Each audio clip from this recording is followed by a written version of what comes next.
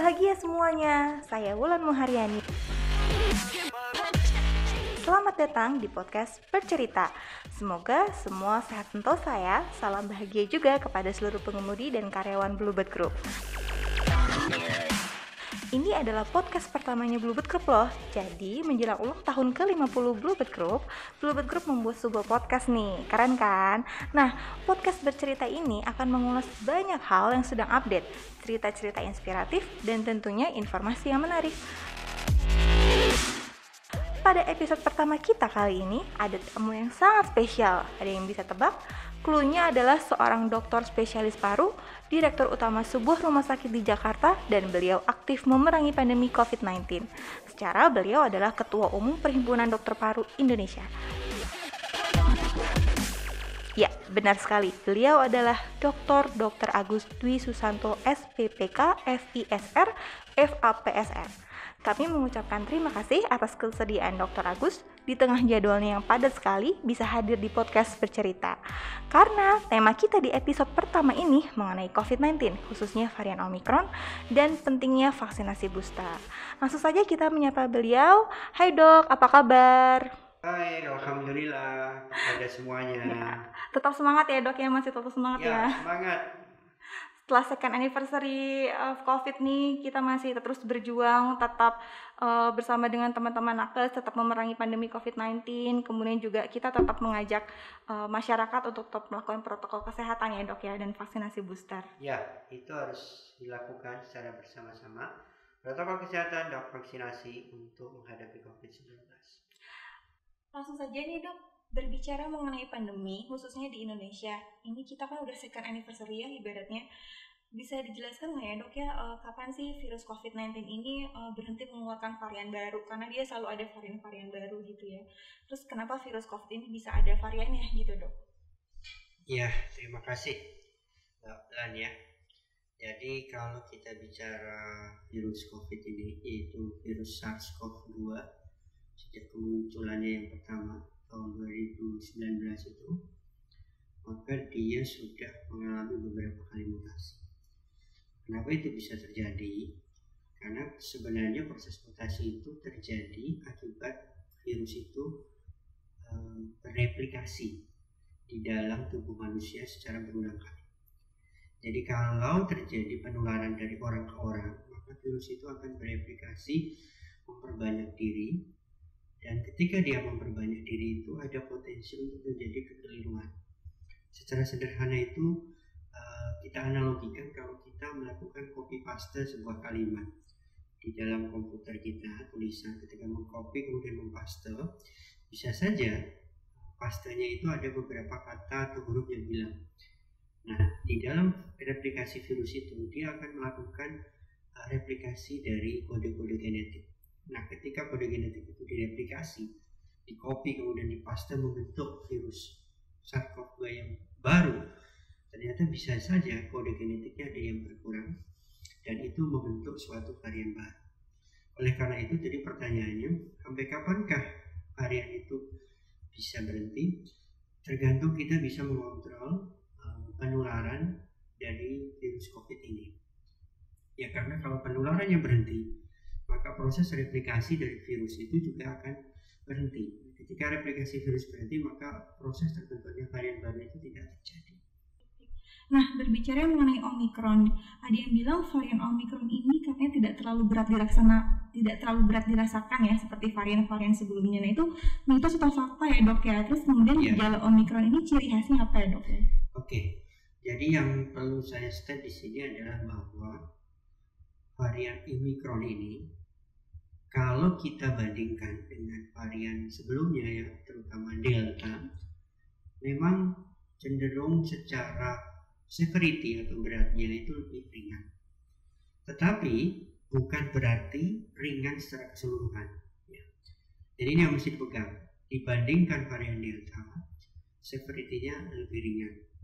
Tetapi secara keseluruhan, varian Omicron ini tetap memiliki risiko yang bisa menjadi berat, bahkan kritis, bahkan bisa meninggal karena COVID varian. Kalau kita lihat dari data yang ada dari tahun lalu ketika Delta mungkin mortalitas atau angka kematian karena COVID itu sekitar, karena varian Delta itu sekitar 3-4% lah. Nah, sedangkan untuk Omicron ini data global, kematian karena COVID varian Omicron itu sekitar 0,3-0,5%. Jadi memang lebih kecil, tapi tetap memiliki resiko untuk timbul penyakit yang berat, kritis, bahkan meninggal, terutama pada beberapa populasi. Nanti kita bisa bahas populasi apa itu. Ya. Oke, baik dok, terima kasih penjelasannya.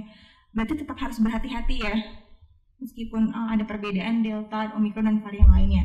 Nah, berarti kalau kita sekarang yang amit-amit gitu ya, karena positif COVID, nah itu apakah udah pasti Omicron atau bisa jadi varian lainnya gitu dok? Oke, ini yang mesti diperhatikan ya. Secara gejala klinis memang ada beberapa perbedaan yang kelihatan pada varian Omicron ya. Pada varian Omicron itu beberapa gejala yang dominan itu adalah sakit tenggorokan, kemudian hidung meler atau pilek lah kita katakan ya, kemudian sakit kepala, batuk, itu lebih dominan ditemukan pada gejala Omicron, tambah juga kelelahan atau lemah. Sedangkan pada varian Delta, dulu kita masih ingat bahwa sebagian besar itu dominasinya adalah demam, kemudian sesak nafas, kemudian batuk, kemudian juga ada beberapa hilang penciuman atau hilang perasa, itu bisa muncul pada varian Delta. Itu secara garis besar, meskipun pada beberapa populasi gejala-gejala varian Omicron itu juga bisa muncul seperti sesak napas ya, kemudian batuk, terasa dadanya sakit, itu bisa muncul, tetapi jumlahnya memang lebih sedikit dibanding varian Delta. Kalau dulu Delta variannya lebih dominan gejalanya demam, batuk, sesak, sedangkan Omicron kelihatannya gejalanya memang lebih ringan ya, tetapi bukan berarti ringan secara keseluruhan ya. Oke, baik. Nah, kalau misalnya sudah merasakan seperti itu, sebaiknya kapan kita antigen atau PCR dok? Ya, sekarang di masa pandemi ini, ketika kita merasa ada keluhan flu-like syndrome ya, batuk, pilek, sakit tenggorokan, maka disarankan segera melakukan pemeriksaan antigen, swab antigen atau swab PCR. Yang pertama itu. Yang kedua, bila kita berkontak dengan orang yang sudah jelas positif COVID, maka kita harus juga segera melakukan pemeriksaan swab antigen ataupun swab PCR sebagai kontak erat terhadap orang-orang yang sudah berdekatan dengan kasus yang positif. Jadi itu yang mesti diperhatikan kapan kita melakukan pemeriksaan.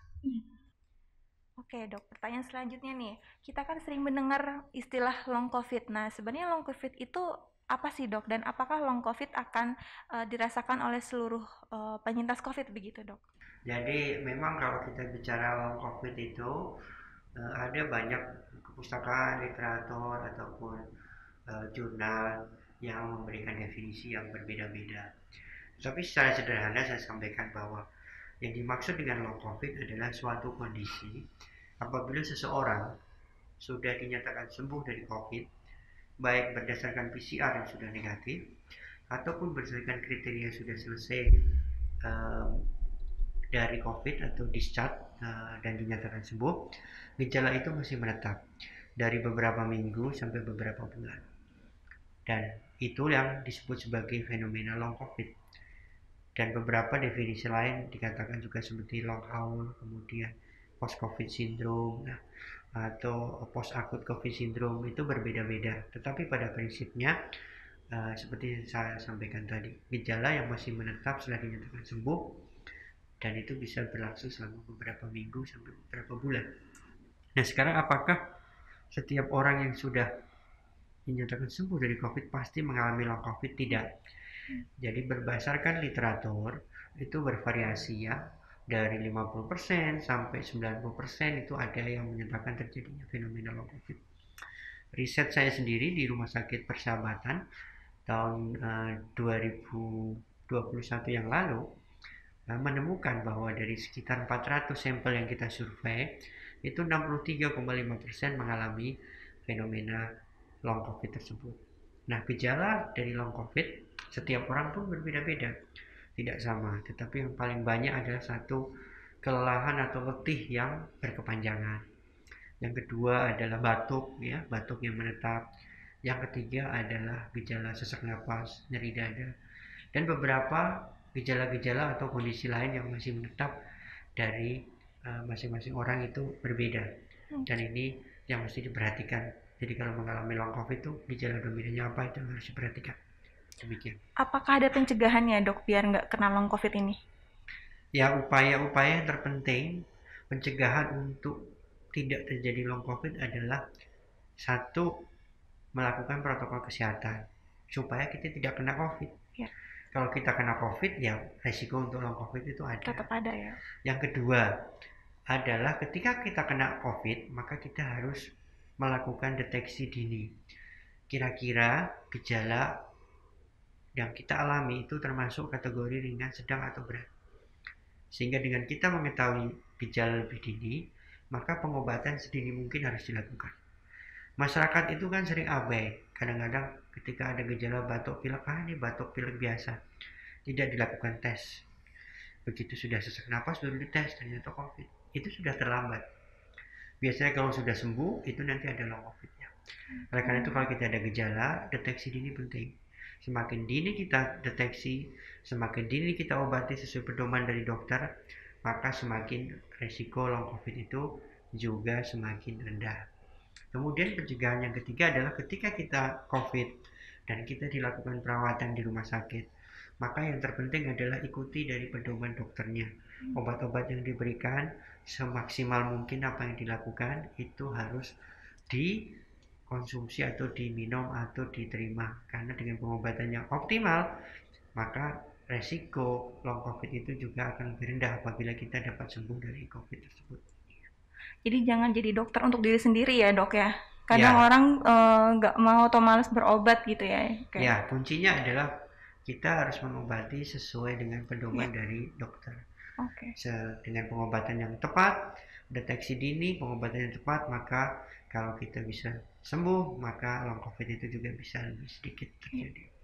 Oke, terima kasih dok. Nah, dengar-dengar nih kan pandemi ini statusnya akan berubah jadi endemi. Itu perbedaannya apa ya dok? Dan persamaannya apa gitu dengan pandemi? Kemudian apakah kondisinya akan sama seperti di luar negeri, tidak memakai masker seperti itu? Itu bagaimana dok? Dan apakah prokes tetap dilaksanakan gitu? Kapan suatu penyakit dikatakan endemi adalah apabila penyebarannya sudah dapat diminimalisasi. Kemudian masyarakat sudah memiliki suatu kekebalan terhadap penyakit tersebut, maka kondisi itu akhirnya bisa membuat suatu infeksi itu dari pandemi menjadi suatu endemi. Nah, pertanyaannya apakah ketika endemi itu nanti bebas seperti di luar negeri? Nah, regulasi-regulasi terkait ini ketika endemi itu akan terjadi, memang harus disusun oleh otoritas, dalam hal ini oleh pemerintah, bagaimana nanti ketika sudah terjadi endemi. Saat ini karena itu belum terjadi, maka kita menunggu saja bagaimana dari pemerintah ke depannya, apakah pandemi ini akan bergeser menjadi endemi. Tentu ada nilai-nilai parameter yang sudah diukur oleh pemerintah untuk mengubah suatu status pandemi menjadi endemi, dan tentu nanti ada juga pedoman-pedoman yang harus diikuti masyarakat ketika endemi itu sudah ditetapkan. Demikian Mbak. Oke, terima kasih dok. Tadi kita sudah berbicara nih mengenai COVID, long COVID, terus Omicron juga. Nah, sekarang kita berbicara mengenai vaksinasi, khususnya booster ya. Kan sekarang di mana-mana vaksinasi booster gitu kan ya. Oh ya, pendengar, beberapa minggu ini di beberapa Pulau Bluebird Jadetabek dan luar Jadetabek juga bekerja sama dengan pihak kepolisian dan pemerintah setempat untuk menyediakan Pulau Bluebird sebagai gerai vaksinasi. Tentunya hal ini sebagai salah satu upaya bersama dan menunjukkan komitmen perusahaan untuk saling menjaga, mendukung percepatan terbentuknya herd immunity, dan tentunya kita berharap agar pandemi juga segera berakhir. Oke, nah sebenarnya seberapa penting sih dok kita melaksanakan vaksinasi booster gitu? Ya, jadi sekarang ini memang yang menjadi target adalah cakupan vaksinasi yang harus optimal di seluruh penduduk Indonesia. Data-data yang ada menunjukkan bahwa ketika Omicron sekarang ini terjadi dan kasus-kasus yang dirawat dan juga yang mengalami gejala berat bahkan kritis, itu mungkin sekitar 60% itu adalah pada populasi-populasi yang belum divaksin atau yang sudah divaksin tetapi belum lengkap. Oleh karena itu, gambaran ini menunjukkan betapa pentingnya vaksinasi. Kalaupun kita sudah vaksin, risiko itu tetap ada memang terkena COVID, tetapi cenderung lebih ringan dari COVID itu sendiri. Jadi kepentingan vaksinasi pada pandemi ini sudah disampaikan oleh WHO dan juga oleh Kementerian Kesehatan bahwa booster untuk vaksinasi itu penting sekali untuk melindungi masyarakat terhadap risiko terjadinya infeksi berulang. Ataupun kalau bisa terjadi infeksi berulang, infeksi yang terjadi COVID-nya menjadi lebih ringan. Itu yang mesti diperhatikan oleh masyarakat. Kenapa vaksinasi booster itu penting? Oke, khususnya untuk pengemudi Bluebird Group ya dok ya? Nah itu apalagi yang mobilitasnya tinggi kepada teman-teman pekerja, pengemudi, maka wajib melakukan vaksin booster. Kalau belum melakukan yang vaksin kedua dulu, setelah itu baru booster. Lengkapilah vaksin. Karena di dalam pandemi ini pencegahan itu penting. Yang pertama adalah protokol kesehatan 5M, yang kedua adalah vaksinasi. Oke, baik. Nah, untuk jenis boosternya tuh bebas atau sebenarnya kita bisa memilih sih dok? Nah, kalau kita lihat di dalam pedoman Kementerian Kesehatan, saat ini kan ada 4 kombinasi ya yang dilakukan untuk booster ya. Kombinasi pertama adalah apabila yang pertama kedua itu dengan Sinovac, yang ketiga bisa dengan Pfizer. Yang kedua itu pertama kedua Sinovac, yang ketiga dengan AstraZeneca. Atau kombinasi yang pertama kedua AstraZeneca, yang ketiga dengan Moderna. Yang keempat adalah kombinasi AstraZeneca yang pertama, yang ketiga boosternya dengan Pfizer. Itu yang sudah direkomendasikan oleh Kementerian Kesehatan. Saat ini karena booster ini juga melihat ketersediaan vaksin yang ada di kita. Jadi itu mesti menjadi perhatian kombinasi-kombinasi tersebut. Oke, jadi yang terpenting juga kita lebih baik tidak pilih-pilih ya dok ya. Semua vaksin yang tersedia sama saja ya dok ya. Diikuti karena semua vaksin sudah ada data efikasinya. Kombinasi-kombinasi tersebut cukup efektif untuk bisa memproteksi terhadap infeksi berulang COVID-19 ataupun kalau bisa terkena pun resikonya menjadi severity-nya ringan. Ya, jadi sama-sama cukup efektif ya dok ya. Ya. Baik, nah apakah semua jenis vaksin booster ini aman untuk segala kalangan dok? Maksudnya ini dari anak-anak, dari lansia, kemudian juga ibu hamil dan ibu menyusui, serta orang yang memiliki penyakit komorbid. Nah, yang menjadi perhatian memang beberapa kondisi ya. Kalau di dalam rekomendasi itu dikatakan bahwa termasuk ibu hamil itu cukup aman ya. Beberapa jenis vaksin yang sudah direkomendasikan untuk ibu hamil. Untuk orang tua juga sudah cukup aman, dan juga untuk anak-anak beberapa yang vaksin sudah direkomendasikan oleh Ikatan Dokter Anak Indonesia. Jadi perhatikan betul rekomendasi dari profesi untuk beberapa populasi tersebut. Nah, yang mesti diperhatikan berikutnya adalah pada orang-orang dengan komorbid. Pada orang-orang dengan komorbid itu ada beberapa kondisi yang memang tidak bisa menjalani vaksin. Ya, itu mesti diperhatikan dan cukup banyak komorbidnya yang tidak bisa saya sebut satu persatu. Yang terpenting adalah konsultasikan komorbid Anda kepada dokter ahlinya. Apakah komorbid yang ada tersebut layak untuk mendapatkan vaksinasi ataupun vaksinasi booster. Dari situ nanti kita bisa memberikan jawaban kepada petugas bahwa komorbid saya saat ini belum atau sudah bisa melakukan vaksinasi. Itu kuncinya ya. Nah, pertanyaan terakhir nih dok, vaksin booster tuh kapan ya bisa dilakukan dok? Misalnya nih jarak dari vaksin yang kedua atau mungkin dari vaksin yang lainnya gitu dok, itu kapan sebaiknya dok? Jadi saat ini yang terbaru ya, bahwa rekomendasi untuk vaksin booster itu bisa dilakukan 3 bulan sejak vaksin yang kedua diberikan. Jadi kalau yang dulu itu 6 bulan yang lama, 6 bulan setelah vaksin yang kedua. Saat ini rekomendasi yang terbaru yang keluar adalah 3 bulan setelah vaksin yang kedua segera bisa dilakukan vaksin booster. Jadi tidak perlu ragu karena sudah melewati rekomendasi oleh para ahli. Dengan 3 bulan pasca vaksin yang kedua sudah bisa dilakukan booster. Ya, Baik, terima kasih Dokter Agus. Tadi kita sudah membahas vaksinasi, bahas Omikron, banyak banget ya.